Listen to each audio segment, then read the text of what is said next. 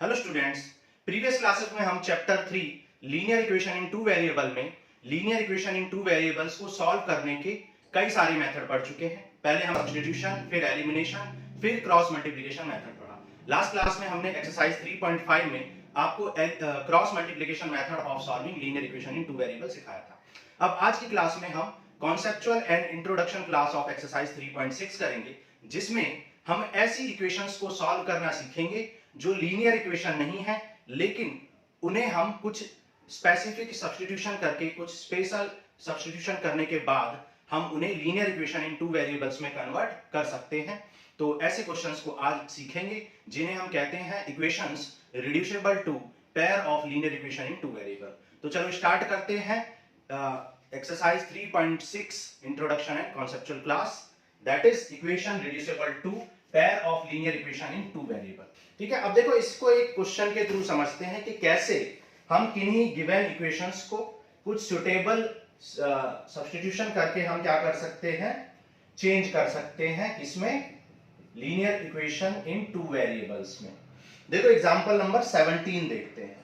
देखो example number 17 में 2/x plus 3/y equal to 13 given है, equation number 1, and 5/x minus 4/y equals to -2 given है। ठीक है, टू इक्वेशंस आपको गिवन है एंड बोला गया है solve the pair of linear equation. ठीक है, solve the pair of linear equations. Now अब देखो यहां पर हम एक चीज कर सकते हैं। अगर हम इस 2 को ऐसे लिखें 2 इंटू 1/x, भाई 2 इंटू 1/x, 2 इंटू 1 क्या होगा, 2/x ही लिखा हुआ अब भी, plus 3 into 1/y equal to 13। ठीक है, और इस इक्वेशन को हम ऐसे लिख सकते हैं 5 into 1/x minus 4 into 1/y equal to -2। ठीक है, अब अगर हम क्या करें, लेट कर लें 1/x equal to p and 1/y equal to n। मान लो हमने क्या किया, 1/x को p लेट कर लिया और 1/y को n लेट कर लिया, तो 2 into 1/x that is 2p हो जाएगा। ये क्या बन जाएगा 2p, और ये हो जाएगा 3n इक्वल टू 13, और ये हो जाएगा 5p minus 4n equal to -2। तो ये हो गई मान लो इक्वेशन नंबर 3 और ये 4 हो गई। अब आप देख सकते हो ये एक क्या है, ये एक लीनियर पेयर है। ठीक है, लीनियर पेयर। ठीक है, तो यहां पर ये लीनियर पेयर ऑफ इक्वेशन मिल चुका है, जहां पर वेरिएबल्स क्या है, p एंड n है। ठीक है, और टू इक्वेशंस आपको पता है। अब इन इक्वेशंस को आप किसी भी मेथड से सॉल्व कर सकते हैं, आपकी मर्जी है। आप चाहें तो यहां पर एलिमिनेशन, क्रॉस मल्टीप्लिकेशन या सब्स्टिट्यूशन कुछ भी लगा सकते हैं। तो मान लो हम एलिमिनेशन से करना चाहते हैं, तो एलिमिनेशन से करने के लिए मान लो हम n को एलिमिनेट कर रहे हैं। n को एलिमिनेट करने के लिए इक्वेशन नंबर 3 को 4 से इंटू करना पड़ेगा, और इक्वेशन नंबर 4 को 3 से इंटू करना पड़ेगा। 4 3 जा 12 एंड 3 4 जा 12। ये हो जाएगा 8p plus 12n equal to 52। ठीक है, मान लो ये इक्वेशन हमने क्या लेट कर ली, 5 लेट कर ली। ये हो जाएगा 3 5 जा 15p minus 12n equal to -6। ये हो गया मान लो इक्वेशन नंबर 6 हो गया। अब आप यहां पर देख सकते हो पॉजिटिव 12 और नेगेटिव 12 कैंसिल हो रहे हैं, तो कैंसिल कर दो, एंड 8 एंड 15 क्या हो जाएगा 23। 8 एंड 15 क्या हो जाएगा 23p। ओके, और 52 माइनस 6 कितना हो जाएगा, 52 माइनस 6 हो जाएगा 46। ठीक है, अब ये डिवाइड में आएगा तो 46/23, तो यहां से 23 2 जा 46। तो p की वैल्यू क्या आ गई है, 2 आ गई है। Now put this value of p, put p equal to 2 in equation. देखो p के टर्म्स में कौन सी इक्वेशन है, 3 4 5 6। बेटर क्या रहेगा 3 या 4 में पुट करना, क्योंकि यहां पर आपने मल्टीप्लाई करके नंबर्स को बड़ा कर लिया है, ग्रेटर नंबर्स आ गए, तो स्मॉलर नंबर में पुट करेंगे तो कैलकुलेशन भी कम होगी। ठीक है, तो हम इक्वेशन नंबर 3 में पुट कर रहे हैं। इक्वेशन 3 क्या थी, 2p plus 3n equal to 13। p को पुट कर दो 2, तो आ गया 2 2 जा 4, 4 plus 3n equal to 13। So 3n आ जाएगा 13 माइनस 4 दैट इज 9। तो n आ जाएगा, ये डिवाइड में आ जाएगा, तो 3 3 जा 9, तो n आ गया आपका 3। तो p एंड n आपने फाइंड कर लिए। अब p आपने किसको लेट किया था, 1/x को, ठीक है। p किसके इक्वल है, 1/x के, और p की वैल्यू आ क्या चुकी है, p की वैल्यू आ चुकी है 2, ठीक है। अब इस 2 को 1/2/1 भी लिख सकते हैं, तो यहां पर रेसिप्रोकल कर दो या क्रॉस मल्टीप्लाई कर दो। तो रेसिप्रोकल करने से 1/x क्या बन जाएगा, x/1, और 2/1 क्या बन जाएगा, 1/2। तो यहां से x की वैल्यू आपको मिल जाएगी। सिमिलरली आपने क्या निकाला है, n निकाला है 3, और n आपने किसको लेट किया था, 1/y को। n किसको लेट किया था आपने, 1/y को, तो 1/y, तो n की वैल्यू आ चुकी है 3, ठीक है। इसको रेसिप्रोकल कर दो, 1/y बन जाएगा y, और 3/1 बन जाएगा 1/3। चाहे तो आप क्रॉस मल्टीप्लाई कर लें, 3 इंटू वाई आ जाएगा 3y, और 1 इंटू 1 क्या आ जाएगा 1, सो y आ जाएगा 1/3, ठीक है। ऐसे भी कर सकते हो, ऐसे भी कर सकते हो, ठीक है। तो ये आ गया आपका x एंड y। अब आप वेरीफाई भी कर सकते हो अपने आंसर को, देखो वेरीफाई कर लेते हैं।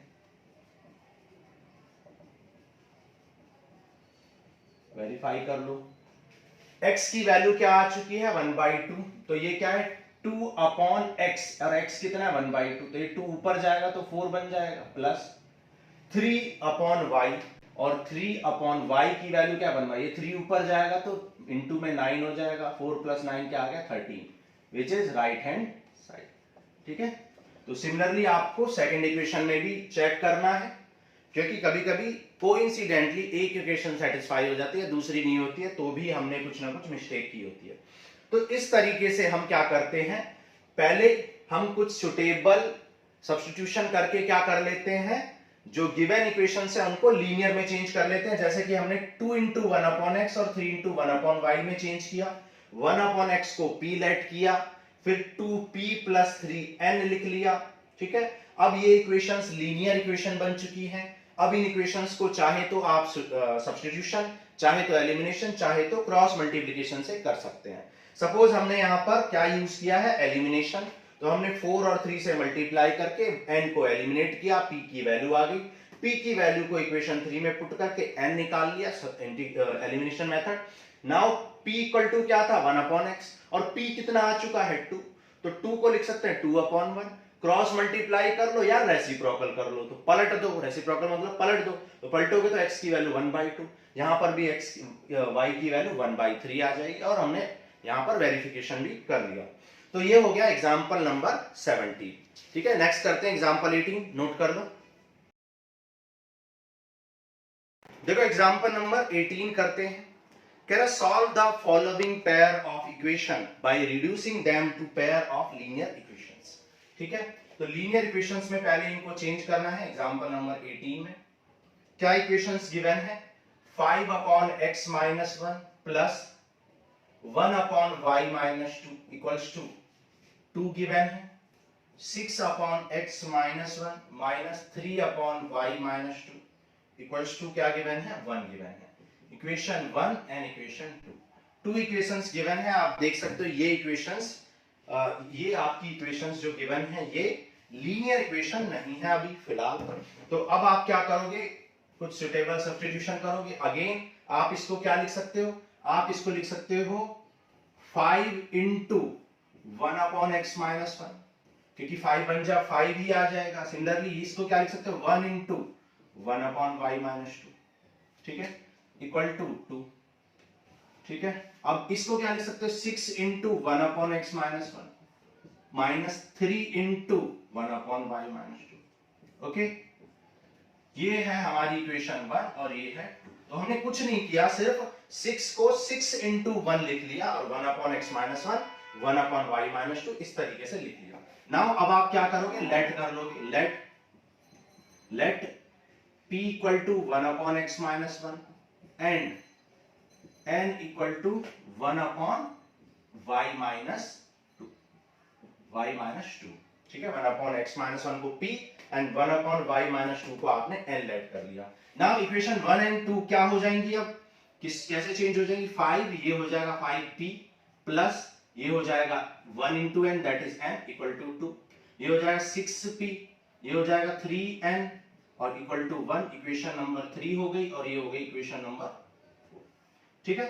आप देख सकते हैं इक्वेशन 3 में अगर आप 3 से इंटू कर लें तो ये भी 3n हो जाएगा, ये भी 3n हो जाएगा, तो ये हो जाएगा 3 5 जा 15p plus 3n equal to 3 2 जा 6, ठीक है। मान लो इक्वेशन नंबर 5 और ये एज इट इज रहेगी 6p minus 3n equal to 1, equation 6, ठीक है। दिखाई दे रहा है नीचे, ओके। अब आप देख सकते हो 3n से 3n हो गया कैंसिल और 15 प्लस 6 क्या हो जाएगा, 15 प्लस 6 हो जाएगा 21p और 6 प्लस 1 क्या हो जाएगा, 7 हो जाएगा। नाउ p कितना हो जाएगा, 7 अपॉन 21 और 7 3 जा 21, तो p आ गया 1/3, ठीक है। p की वैल्यू आपने क्या निकाल ली, 1/3 निकाल ली। नाउ p की वैल्यू को पुट कर दो इक्वेशन नंबर 3 में या 4 में या 5 में या 6 में। बेटर क्या रहेगा 3 में, क्योंकि यहाँ पर नंबर्स स्मॉलर हैं, छोटे नंबर्स हैं। तो फ्रॉम 3 और put the value of p in equation number 3 क्या है, 5p plus n equal to 2। p आ चुका है आपका 1/3, पुट कर दो, ठीक है। 5 into P that is 5 into 1/3, तो 5/3 plus n equal to 2, so n आ जाएगा 2 माइनस 5/3, एलसीएम ले लोगे तो 3 2 जा 6, 6 माइनस 5/3, तो n आ जाएगा फाइनली आपका 1/3। n भी 1/3 आ चुका है और p भी 1/3 आ चुका है। अब p आपने किसको लेट किया था भाई, p तो आपने 1 अपॉन x माइनस 1 को लेट किया था, तो p किसके इक्वल है, 1 अपॉन x माइनस 1 के, और p की वैल्यू क्या आ चुकी है, 1/3। क्रॉस मल्टीप्लाई कर लो या फिर रेसिप्रोकल कर लो, तो x माइनस 1 इक्वल टू 3 हो जाएगा, सो x आ जाएगा 3 प्लस 1 दैट इज 4, तो x आ गया आपका 4, ठीक है। नाउ इस x की वैल्यू को कहां पुट कर दो, इक्वेशन नंबर 1 में या 2 में पुट कर दो, या फिर आप ऐसा कर सकते हो कि आपका n आया था 1/3, सिमिलरली आप ऐसा भी कर सकते हो कि n आपका क्या आ चुका था 1/3, लेकिन n किसके इक्वल है, 1/y के, 1/y माइनस 2 के। n किसको लेट किया था, 1/y माइनस 2 को, which is equal to 1/3। Reciprocal कर दो या क्रॉस मल्टीप्लाई, सो y आ जाएगा 3 प्लस 2 दैट इज 5, तो आपका x आ गया 4 और y आ चुका है 5, ठीक है। x 4 एंड y 5, आप चाहें तो चेक भी कर सकते हैं, ठीक है। चेक कर लेते हैं, देखो वेरीफाई कर लेते हैं, यहां पर वेरिफिकेशन कर लेते हैं। 5 upon x minus 1 that is 5 upon x minus 1 क्या है, x क्या है 4 है, और 1 अपॉन y माइनस 2, y कितना है 5 माइनस 2, तो यह आ जाए 5/3 प्लस 1 अपॉन 5 माइनस 2 कितना होता है 3, एलसीएम 3 आएगा तो क्या आएगा 5 plus 1 that is 6/3 that is 2, तो 2 आ गया which is right hand side, जो कि क्या है राइट हैंड साइड है। तो आपने इक्वेशन 1 को वेरीफाई कर लिया। सिमिलरली आप इक्वेशन नंबर 2 को भी वेरीफाई करेंगे, क्योंकि कभी-कभी कोइंसिडेंटली एक इक्वेशन सेटिस्फाई हो जाती है, इसलिए आप दोनों को वेरीफाई करेंगे, ठीक है। तो इस तरीके से वेरिफिकेशन आपको पेपर में नहीं पूछा जाता, लेकिन आप अपने आंसर कंफर्मेशन के लिए ऐसा करते हैं, ठीक है। तो ये हो गया एग्जांपल नंबर 18, नोट कर लो, फिर एग्जांपल 19 करते हैं। देखो एग्जांपल 19 कह रहा है ए boat goes 30 kilometre up stream and 44 kilometre down stream. अब देखो यहां पर आपको अप स्ट्रीम और डाउन स्ट्रीम का मीनिंग पता होना चाहिए। डाउन स्ट्रीम, ठीक है, और होता है अप स्ट्रीम। डाउन स्ट्रीम का मतलब होता है in the direction of flow, in the direction of flow, flow की डायरेक्शन में। वो फ्लो किसी भी चीज का हो सकता है, एयर का फ्लो हो सकता है, वाटर का फ्लो हो सकता है, ठीक है, तो जिसे करंट भी कहते हैं, ठीक है। वाटर के फ्लो को क्या कहते हैं, करंट। तो यहां वाटर का फ्लो भी हो सकता है, एयर का फ्लो भी हो सकता है। तो डाउन स्ट्रीम का मतलब होता है in the direction of flow, जिस भी डायरेक्शन में फ्लो हो रहा है, एयर का फ्लो हो रहा है या वाटर का फ्लो हो रहा है या रिवर का फ्लो हो रहा है, उस डायरेक्शन में। अप स्ट्रीम का मतलब क्या होता है, in the opposite direction, in the opposite direction of flow, ठीक है, फ्लो के अपोजिट डायरेक्शन में, in the opposite direction of flow. इसका मतलब क्या है कि अगर मैं मान लो रनिंग कर रहा हूं x किलोमीटर पर आवर की स्पीड से, अगर मैं x किलोमीटर पर आवर की स्पीड से रनिंग कर रहा हूं और मेरे पीछे से, मेरे ही डायरेक्शन में, जिस डायरेक्शन में मैं रनिंग कर रहा हूं उसी डायरेक्शन में पीछे से बहुत तेज एयर फ्लो कर रही है, ठीक है, बहुत तेज एयर फ्लो कर रही है, तो वो एयर मुझे क्या करेगी, पीछे से पुश करेगी और मैं और ज्यादा स्पीड से भागने लगूंगा। जिस स्पीड से मैं भाग रहा था उसको और ज्यादा बढ़ाएगी कौन, पीछे से एयर। मान लो एयर का जो फ्लो है वो y किलोमीटर पर आवर है, अगर एयर का flow y kilometre per hour है तो जो टोटल फ्लो हो जाएगा वो x plus Y kilometre per hour हो जाएगा, अगर हम डाउन स्ट्रीम स्पीड की बात करें, ठीक है। अप स्ट्रीम का मतलब क्या है, अप स्ट्रीम का मतलब है इन द अपोजिट डायरेक्शन।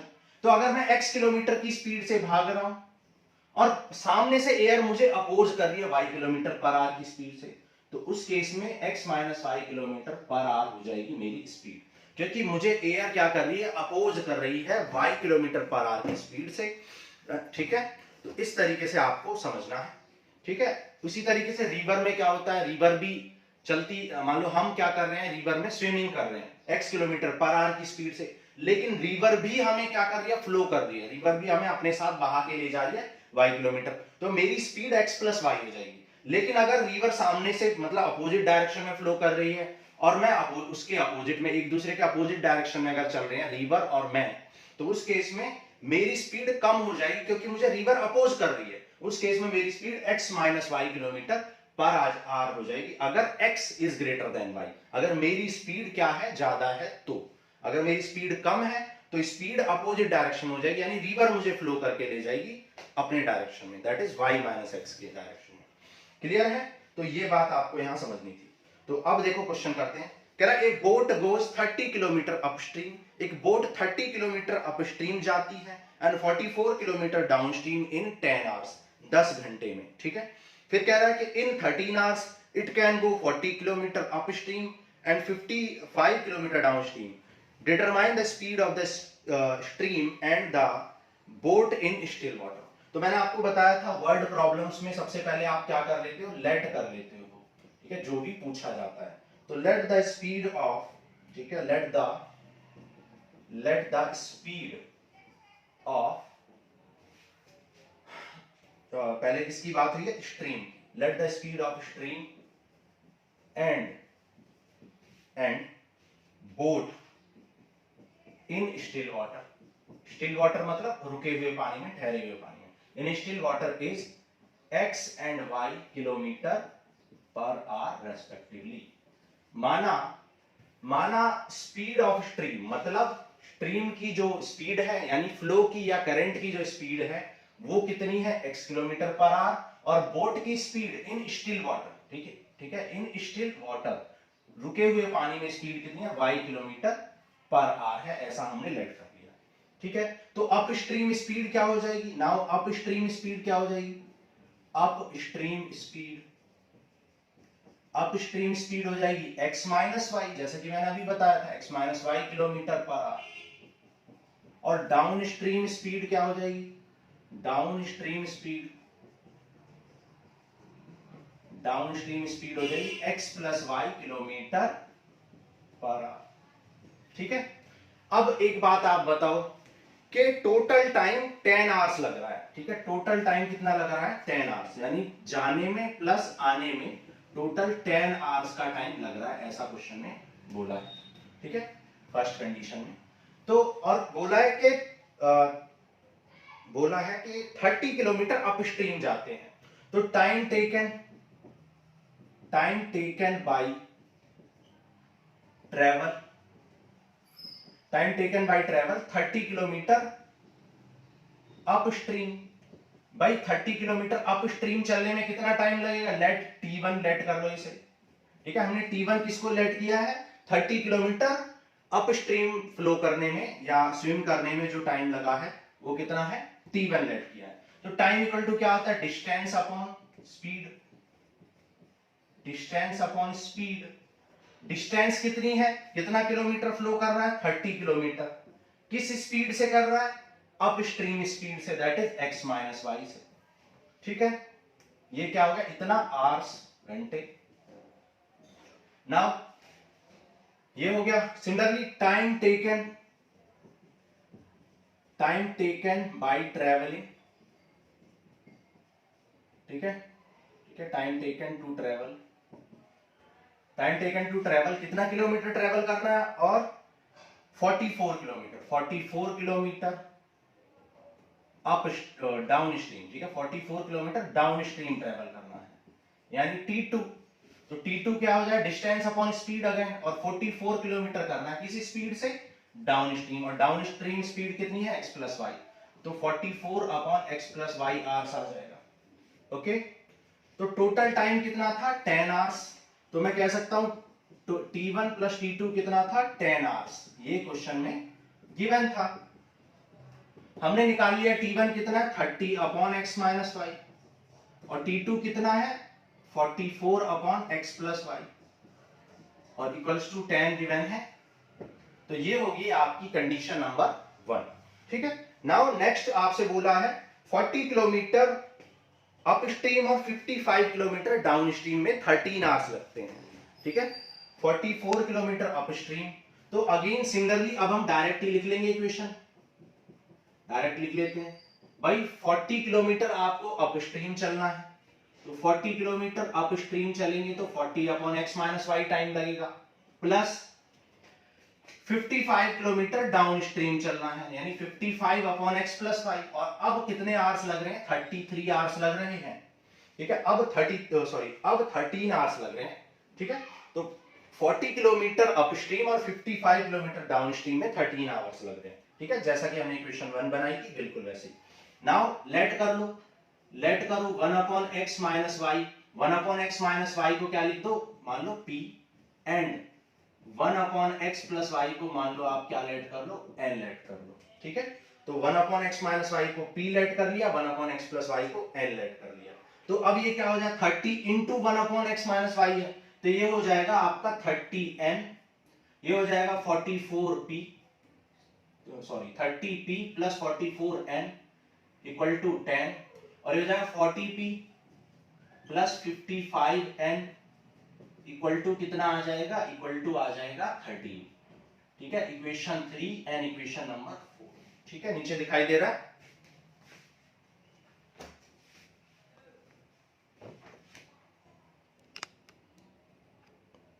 ठीक है, तो इक्वेशन नंबर 4 क्या है? 40p plus 55n equal to 13। Now अब देखो 3 एंड 4 आ गई, और ये क्या है? लीनियर इक्वेशंस इन टू वेरिएबल है। तो linear equation in two variable है, तो इनको आप क्या करोगे? आप या तो एलिमिनेशन मेथड या फिर सब्स्टिट्यूशन मेथड से इन्हें सॉल्व करोगे। ओके, तो देखो सॉल्व कर लेते हैं। अप स्ट्रीम डाउन स्ट्रीम आपको समझ आ गया। अब देखो सॉल्व करते हैं इनको। इक्वेशन नंबर 3 को अगर आप 4 से इंटू कर दें तो ये हो जाएगा 120, और इसको अगर आप 3 से इंटू कर दें तो ये भी हो जाएगा 120। तो 4 3 जा 120p प्लस 14 4 जा कितना हो जाएगा? 176 हो जाना चाहिए। ठीक है, 44 4 जा 4 जा 16 4, ठीक है, 176n इक्वल टू 4 10 जा 40, फिर 3 से करो, 3 4 जा 12 यानी 120p प्लस 55n कितना है? n सॉरी 3 से भी इंटू करना है, तो 3 5 जा 15, ये आ जाए 165n, और इक्वल टू क्या आ जाए? 13 3 जा 39। नाउ साइन चेंज कर दो। साइन चेंज करोगे तो ये इससे हो जाएगा कैंसिल। ठीक है, यहां भी साइन चेंज, तो यहां आ जाएगा 1, और 176 माइनस 65 कितना हो जाएगा? 11। ठीक है, 11 हो जाएगा। ठीक है, नाउ n की वैल्यू क्या आ गई? n की वैल्यू आ गई 1/11। ठीक है, now put the value of n in equation number, किसी में भी पुट कर दो, put n equal to 1/11 in equation, कौन सी इक्वेशन में पुट कर लो? मान लो 3 में पुट कर लेते हैं। ठीक है, इन इक्वेशन नंबर 3। तो इक्वेशन 3 क्या थी? 30p plus 44n equal to 10 थी, ठीक है। इक्वेशन नंबर 3 हमने लिख ली। n की वैल्यू यहां पर पुट कर दो, n कितना आ जाएगा, n आ जाएगा 1/11 इक्वल टू 10। 11 4 जा 44, तो 30p प्लस 4 इक्वल टू क्या आ जाएगा, 4 इधर आएगा तो सब्ट्रैक्ट हो जाएगा, तो यार 10 माइनस 4 दैट इज 6, तो p आ जाएगा 6/30, ठीक है। 6/30 दैट इज 1/5। ओके, नाउ देखो n आ गया है 1/11, ठीक है। यहां पर कर लेते हैं स्टेप 3 है, यहां पर इसे लिख देते हैं स्टेप 1, सॉरी स्टेप 2। तो स्टेप 1, स्टेप 2 एंड स्टेप 3 अब यहां पर कर रहे हैं। n कितना आ गया था 1/11, जबकि n मैंने किसको लेट किया था 1/x minus x plus y को, 1/x प्लस y को रेसिप्रोकल कर दो, तो x plus y equal to कितना हो जाएगा 11, रेसिप्रोकल मतलब पलट दो, तो ये हो जाएगी इक्वेशन नंबर मान लो 5। फिर p किसको लेट किया था 1/x माइनस y को, p आपने लेट किया था 1/x माइनस y को, जो कि कितना आ चुका है 1/5। यहां भी रेसिप्रोकल कर दो, तो x माइनस y कितना आ जाएगा, x माइनस y आ जाएगा आपका 5, ठीक है। ये हो गई आपकी इक्वेशन नंबर 6। नाउ इनको सॉल्व कर लो, देखो x प्लस y कितना है 11 और x माइनस y कितना है 5 है। सॉल्व करोगे तो ये कैंसिल, तो 2x क्या आ जाएगा 16, सो x आ जाएगा यहां पर 8, ठीक है। तो x की वैल्यू को यहां पुट करोगे तो y आ जाएगा आपका 3, ठीक है। 8 प्लस 3 11, ठीक है, और 8 माइनस 3 5 आ गया, तो दोनों इक्वेशन सेटिस्फाई भी हैं। तो x आ गया 8, y आ गया 3, नीचे दिखाई दे रहा है आपको, ओके। तो x आ गया 8 और y आ गया आपका 3, क्लियर है यहां तक। अब वेरीफाई भी कर सकते हैं हम, भाई x क्या है, x किसको लेट किया स्पीड ऑफ स्ट्रीम, ठीक है, और y किसको लेट किया speed of boat in still water. तो आपको क्या मिल गया, स्पीड ऑफ स्ट्रीम मिल चुकी है, स्पीड ऑफ स्ट्रीम कितनी मिल गई है 8 किलोमीटर पर आवर, और ये क्या मिल गया 3 kilometre per our speed of boat, speed of boat in still water, ठीक है, रुके हुए पानी में स्पीड की बोट की स्पीड, ठीक है। तो ये आगे आपके आंसर चेक कर लो, देखो 1 सेकंड लगेगा चेक कर रहे हैं। आप बताओ कि अगर दोनों एक ही डायरेक्शन में चलेंगे तो स्पीड ऐड हो जाएगी, यानी 11 हो जाएगी। तो 11 स्पीड से 44 किलोमीटर चलने में कितने घंटे लगेंगे 4 घंटे, और जब अपोजिट डायरेक्शन में चलेंगे तो 8 माइनस 3 दैट इज 5 हो जाएगी। तो 5 से 30 को चलने में 6 लगेंगे, 30/5 6 लगेंगे, और यहाँ 6 प्लस 4 कितना आ गया 10 आवर्स लग गए। सिमिलरली 40 किलोमीटर को अपोजिट डायरेक्शन में चलने से 40/5, क्योंकि 5 की स्पीड से चलेंगे तो 8 घंटे लगेंगे, और 55 को 8 प्लस 3 दैट इज 11 की स्पीड से 5 घंटे लगेंगे, तो 8 प्लस 5 13 हो गया, ठीक है। तो इस तरीके से आप सोच सकते हो, वेरीफाई कर सकते हो। सो ये हो गया example number 19। So this ends with your introduction and conceptual class of exercise 3.6। आज के लिए ही इतना ही, और नेक्स्ट क्लास में हम करेंगे exercise 3.6। Thank you.